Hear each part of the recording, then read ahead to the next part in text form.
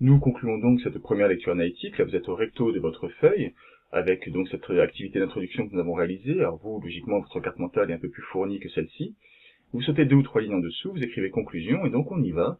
La première chose que l'on peut dire suite à la carte mentale que nous avons commentée ensemble, c'est que ces îles sont vraiment chargées de mystères. Elles sont tout à fait mystérieuses pour plusieurs raisons. Elles sont à la fois vivantes et immobiles, sauvages et attirantes. Il y a beaucoup de contradictions, des aspects très différents, parfois presque opposés. Ce sont des îles qu'il ne peut pas oublier, mais qu'il souhaite avant tout rejoindre. Alors la question, la problématique de la séquence, est-ce que le poète semble vouloir partir ou vouloir rester? Là, clairement, le poète veut partir, veut aller vers les îles, il veut quitter l'endroit où il est. Et ça apparaît dans le dernier vers, notamment, dont vous avez sans doute remarqué que je ne l'ai pas évoqué dans la carte mentale. Je jette mes chaussures par-dessus bord, car je voudrais bien aller jusqu'à vous.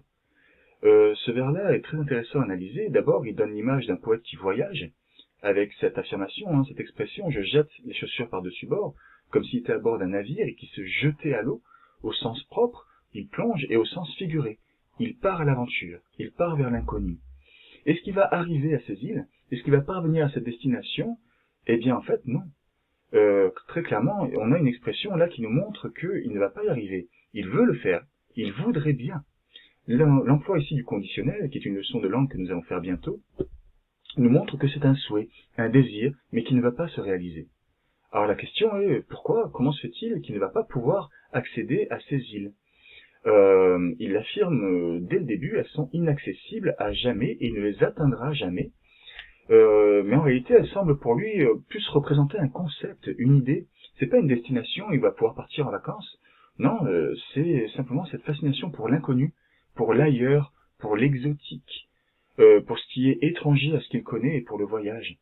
On est au début du XXe siècle, on n'est plus au temps de Christophe Colomb où on est encore à découvrir des îles. Là, il peut aller sur toutes les îles qu'il veut. Donc s'il ne peut pas y accéder, c'est peut-être que ces îles, en fait, sont inaccessibles pour la raison qu'elles n'existent pas. Ce sont des îles dont il rêve. Ce sont des îles qui représentent toute son imagination sur son envie d'aller vers l'inconnu.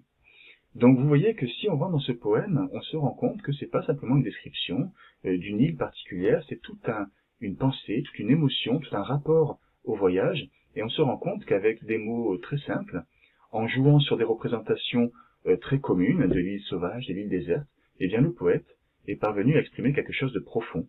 Ce qu'il veut, c'est aller vers l'inconnu, et l'inconnu lui est inaccessible.